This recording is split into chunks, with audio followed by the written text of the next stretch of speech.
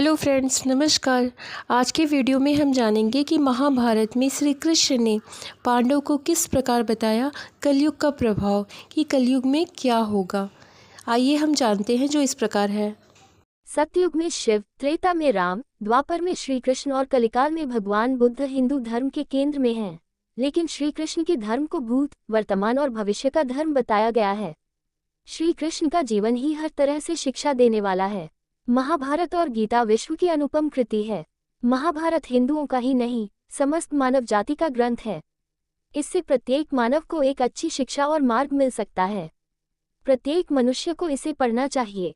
महाभारत में जीवन से जुड़ा ऐसा कोई सा भी विषय नहीं है जिसका वर्णन न किया गया हो और जिसमें जीवन का कोई समाधान न होगा। महाभारत में देश, धर्म, न्याय, राजनीति, समाज, योग, युद्ध, परिवार, ज्ञान, विज्ञान, अध्यात्म, तकनीकी आदि समस्या विषयों का वर्णन मिलेगा।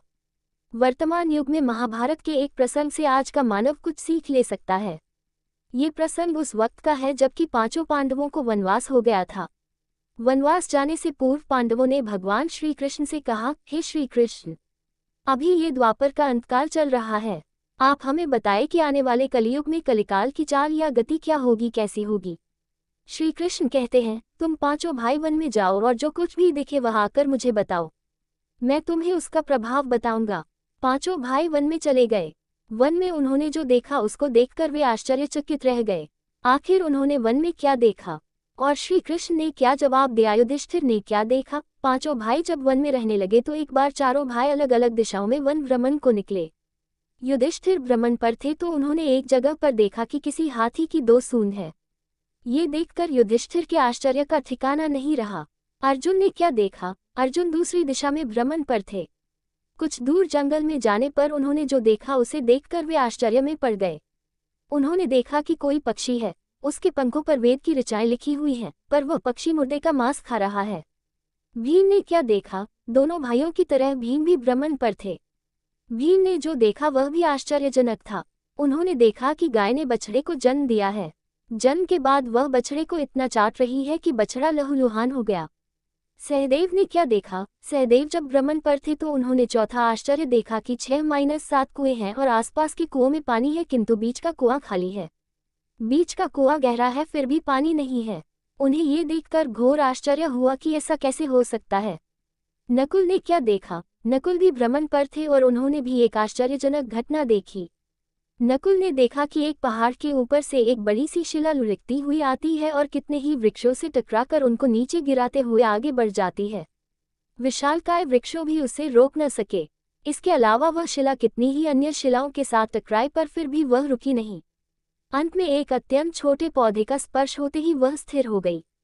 पांचों भाइयों ने अपने देखे गए दृश्य की चर्चा की और शाम को श्री कृष्ण को अपने अनुभव सुनाए। सबसे पहले युधिष्ठिर ने कहा कि मैंने तो पहली बार 2 सूंड वाला हाथी देखा। यह मेरे लिए बहुत ही आश्चर्यजनक था। तब श्री कृष्ण कहते हैं, हे धर्मराज, अब तुम कलिकाल की सुनो।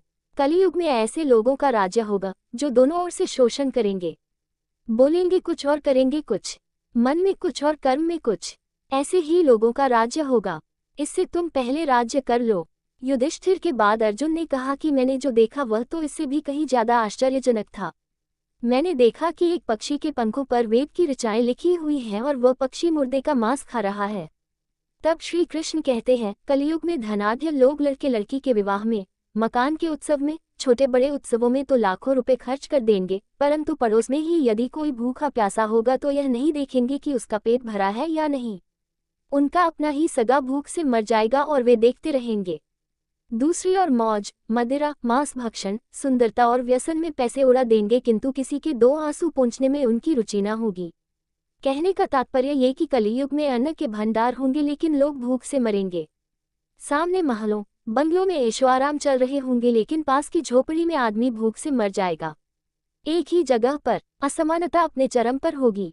सहदेव के बाद नकुल ने श्री कृष्ण को बताया कि मैंने भी एक आश्चर्य देखा। वह ये कि एक बड़ी सी चट्टान पहाड़ पर से लुढ़की। वृक्षों के तने और चट्टानें उसे रोक न पाए, किंतु एक छोटे से पौधे से टकराते ही वह चट्टान रुक गई। तब श्री कृष्ण ने कहा, कलियुग में मानव का मन नीचे गिरेगा, उसका जीवन पतित होगा।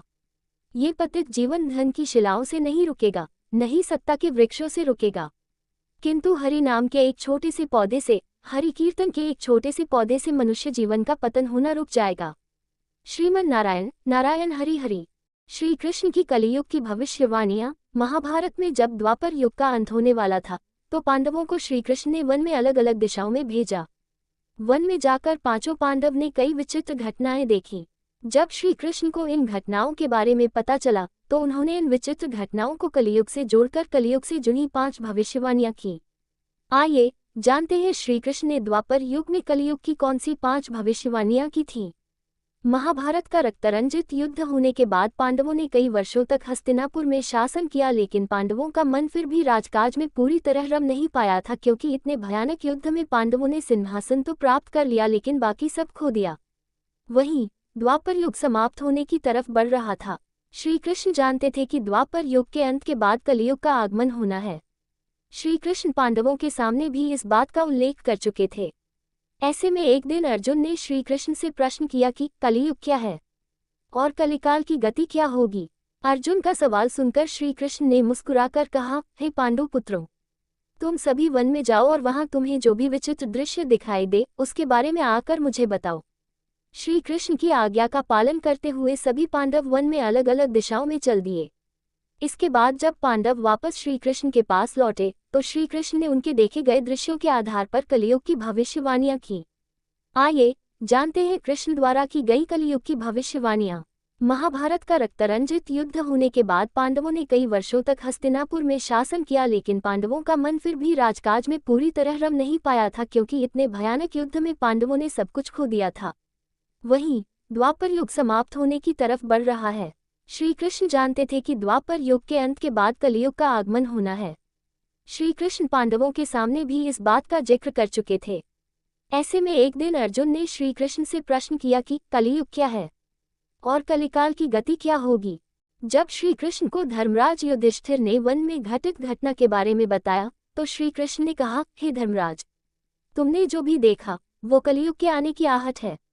हाथी की 2 सूंड का अर्थ यह है कि भविष्य में इस धरती पर मनुष्य 2 तरह की बातें करेंगे। उनकी कथनी और करनी में बहुत अंतर होगा। मनुष्य नैतिकता को छोड़कर दोनों तरफ से एक दूसरे का शोषण करेंगे। श्री कृष्ण ने अर्जुन से कहा, हे पार्थ, वन में तुमने वेद की ऋषाएं लिखी जिस पक्षी को मांस खाते हुए देखा है वह भी कलियुग का संकेत है। कलियुग में ऐसे मनुष्य होंगे जो दिखने में तो ज्ञानी और ध्यानी लगेंगे, लेकिन दूसरी तरफ किसी अन्य मनुष्य पर इस तरह अत्याचार करेंगे कि उनके शरीर से मांस दिखने लगेगा। इसका अर्थ यह है कि ज्ञान का दिखावा करके मनुष्य एक दूसरे के मांस का भक्षण करेंगे। उन्हें केवल पद और धन से ही मतलब रहेगा, फिर चाहे उन्हें किसी की हत्या ही क्यों न करनी पड़े। कलियुग में मनुष्य का अहंकार उनके घरों से भी बड़ा होगा। श्री कृष्ण ने भीम के से कहा, भीम, जिस तरह तुमने गाय को अपने बछड़े को वात्सल्य में चाटकर घायल करते हुए देखा, उसी तरह कलियुग में माता पिता अपने बच्चों के मुंह में इतने अंधे हो जाएंगे कि उनके सही गलत का ज्ञान भी उन्हें नहीं होगा। अंधे प्रेम में डूबकर माता पिता तब तक बच्चों को प्यार करते रहेंगे जब तक कि उनका अहित न कर बैठें। कलियुग में अपने बच्चों को बिगाड़ने की जिम्मेदार माता पिता भी होंगे। श्री कृष्ण ने नकुल से कहा कि कलियुग में ऐसा समय आएगा जब मनुष्य का पतन इतनी तेजी से होगा कि अपने संपर्क में आने वाले बड़े और मजबूत दिखने वाले मनुष्यों को भी वह पतन की ओर ले जाएगा, लेकिन एक छोटा सा पौधा यानी हरि नाम उस मनुष्य के पतन को रोकेगा। इसलिए कलियुग में हरि नाम जपने से मनुष्य धर्म मार्ग पर टिका रह पाएगा। सहदेव के खाली कुएं वाले दृश्य का वर्णन करते हुए श्री कृष्ण ने कहा कि कलियुग में भी मनुष्य इसी तरह का हो जाएगा, जब मनुष्य दिखावे के लिए अपने धन को खर्च करेंगे। विवाह, जन्म, मरण आदि उत्सवों पर पैसे बहाएंगे और उन लोगों को धन और उपहार देंगे जो पहले से भरे हुए हैं, लेकिन उनके आस पड़ोस और रिश्ते नातों में गरीबी और तंगी को झेल रहे मनुष्यों के लिए उसके पास कुछ नहीं होगा। उनका ध्यान जरूरतमंद लोगों पर नहीं जाएगा। हिंदू धर्मग्रंथों के अनुसार वर्तमान में कलियुग चल रहा है। इस कलयुग के देव हनुमान जी व श्री गणेश जी माने जाते हैं, जबकि दृश्य देवों में केवल सूर्यदेव शामिल हैं। माना जाता है कि कलयुग में भगवान धर्म की स्थापना के लिए कल्कि का अवतार लेंगे। ऐसे में कलयुग के लक्षण के संबंध में एक कथा प्रचलित है, जिसके अनुसार द्वापर युग में जब पांडवों को जुए में छल से हराया जा चुका था और शर्त के अनुसार उन्हें वन में जाना था, तो उनके वन में जाने से पहले श्री कृष्ण उनसे मिलने आए। तब सहदेव ने उनसे पूछा, हे कृष्ण, हमने तो आज तक कोई पाप नहीं किया, फिर हमें ये कष्ट क्यों उठाने पड़ रहे हैं। तब कृष्ण ने कहा, प्रिय सहदेव, द्वापर युग अपने अंतिम चरण पर है।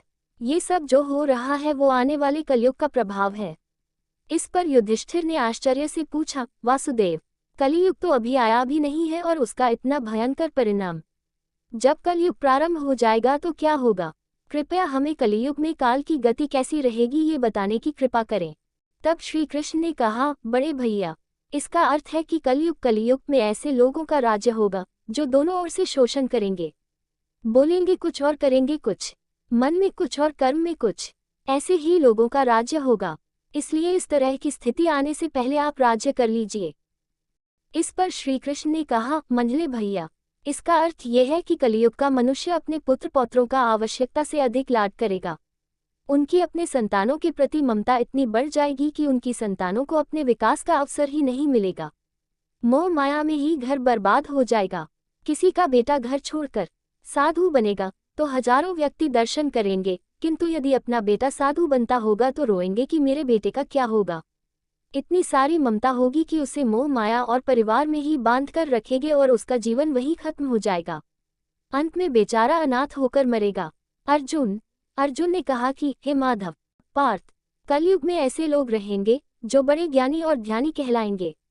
वे ज्ञान की चर्चा तो करेंगे लेकिन उनके आचरण राक्षसी होंगे। बड़े पंडित और विद्वान कहलाएंगे किंतु वे यही देखते रहेंगे कि कौन सा मनुष्य मरे और हमारे नाम से संपत्ति कर जाए। संस्था के व्यक्ति विचारेंगे कि कौन सा मनुष्य मरे और संस्था हमारे नाम से हो जाए।